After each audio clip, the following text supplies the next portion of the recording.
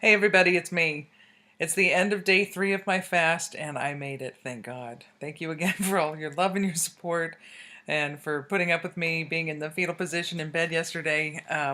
It was quite an experience, but I'm so grateful that I did it. I feel fantastic. I feel 1,000 times better than I did yesterday. Everyone said at some point, you're going to turn the corner, you'll feel fine. So today was that day. It helped to have a little bit of coffee this morning, but other than that, I did great. So I wanted to let you guys know why I'm doing this. It's obviously the fact that I've got higher blood sugars right now. I'm getting older. I'm at that age where my body's starting to slow down. My metabolism's starting to slow down. I'm a little bit hypertensive. I'm not as active as I used to be. But there's another underlying reason in my situation that this has actually kind of become a life or death type of thing. Uh, Not that I'm going to die, but it's a pretty critical situation. Some of you know this, some of you don't. But in 2006, I was in a horrible car accident, and I was living in Reno, Nevada. I was a pharmaceutical rep. It was a Sunday afternoon. I was driving my car along and made a decision to make a left-hand turn. And as I did, I rolled over a manhole that was damaged, and my car stopped on a dime. So I was going about 30 miles an hour and came to a complete stop. And what that did was it threw two discs in my neck, my cervical discs, C5 through 7, into my spinal cord. And it also blew out my fourth lumbar where the safety belt was. So that was in March of 2006. In July of 2006, I had my first back surgery.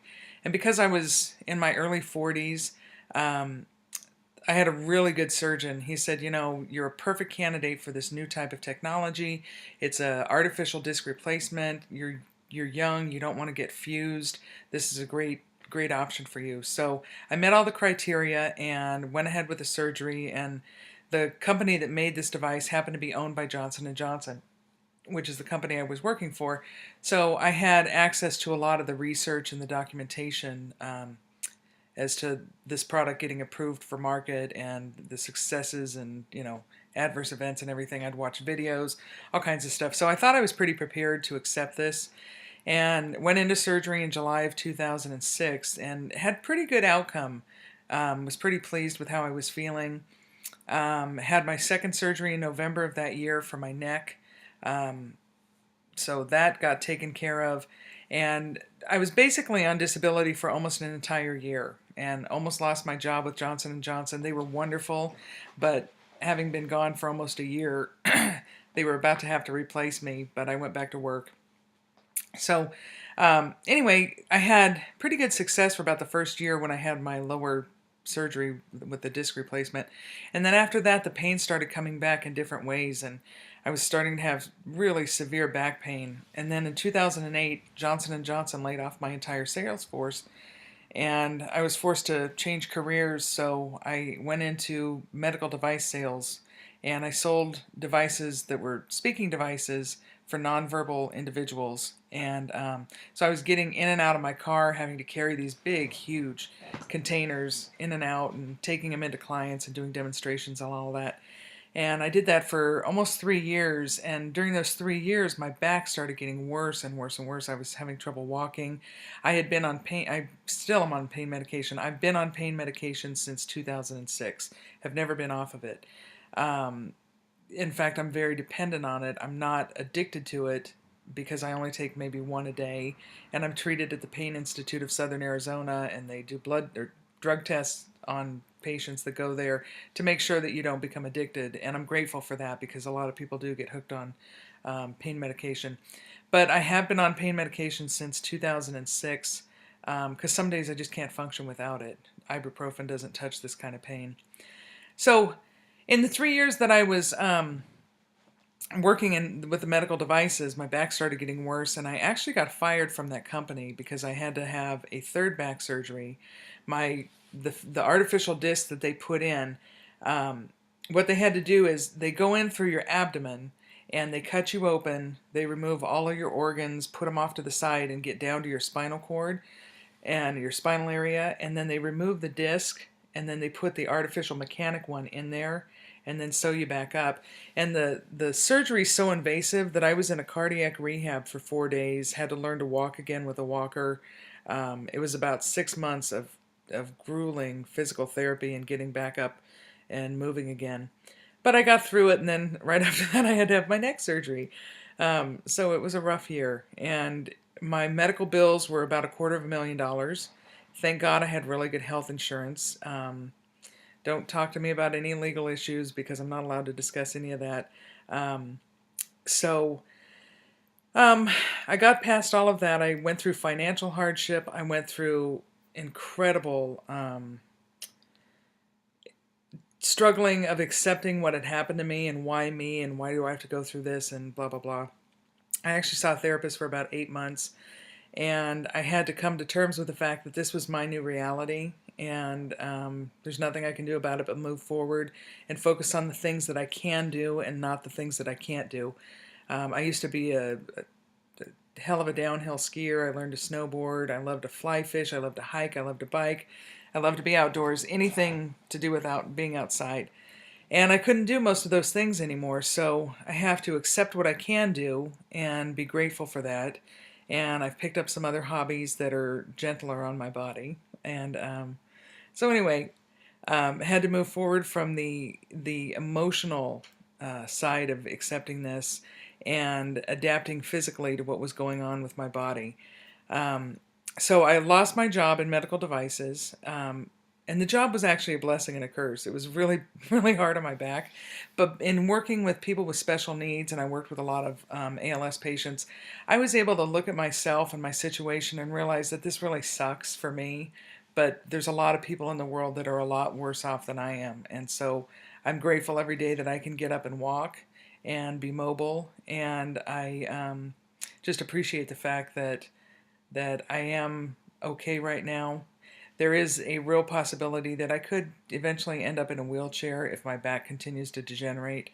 I spent the greater part of 2013 having procedures done on my back where they would partially sedate me and then go in with hot electrodes and burn the nerves running down my spinal cord to try to alleviate some of the pain. And I went through probably half a dozen of those procedures, and unfortunately it only works temporarily, and they're starting to wear off again.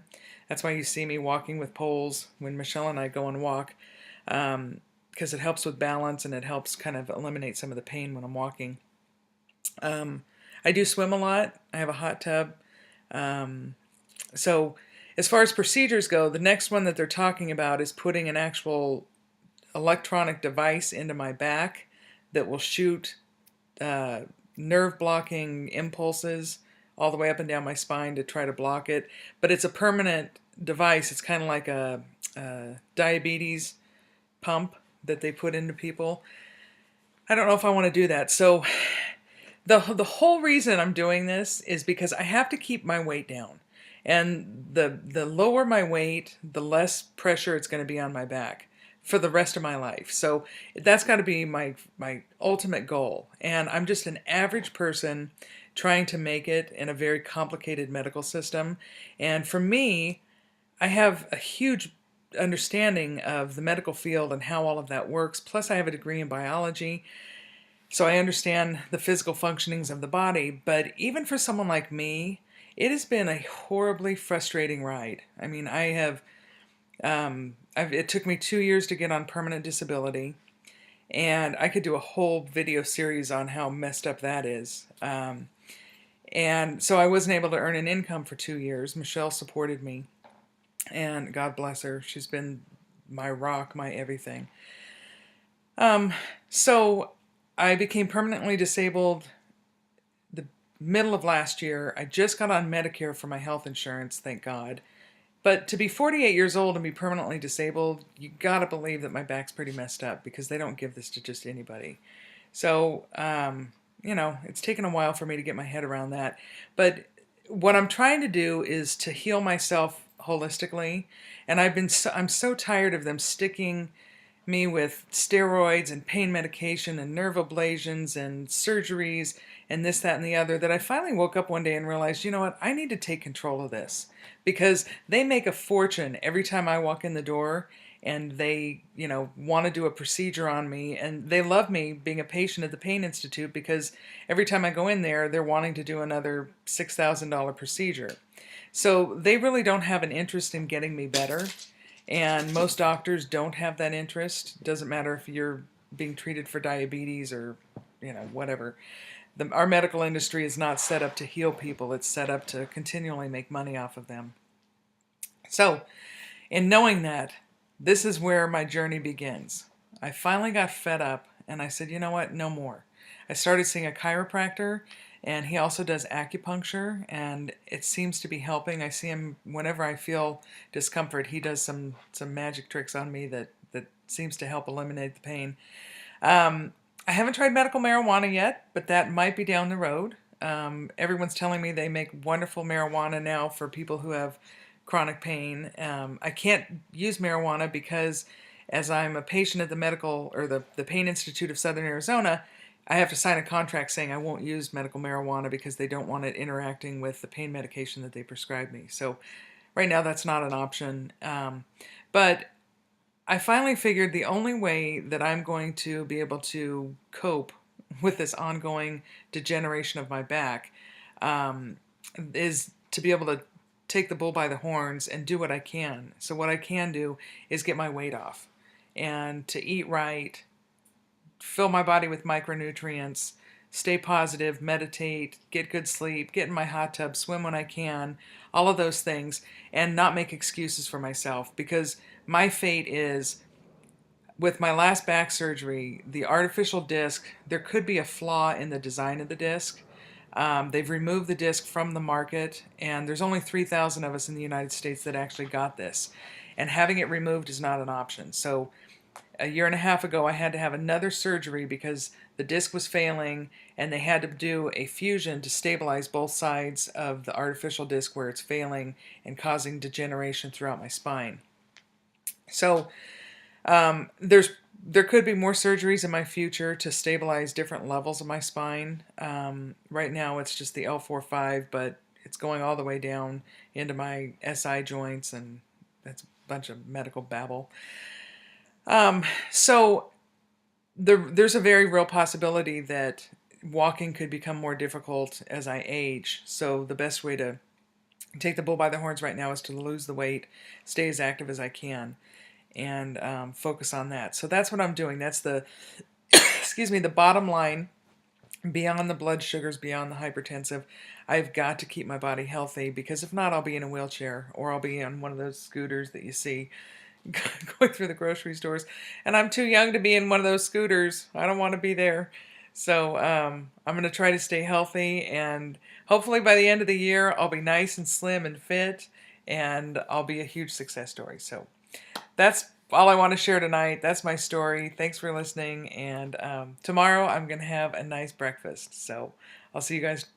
I don't know if I'll see you tomorrow. Maybe I'll lay off on the videos for a couple of days. But I'll talk to you guys soon, and I appreciate you chiming in. Take care.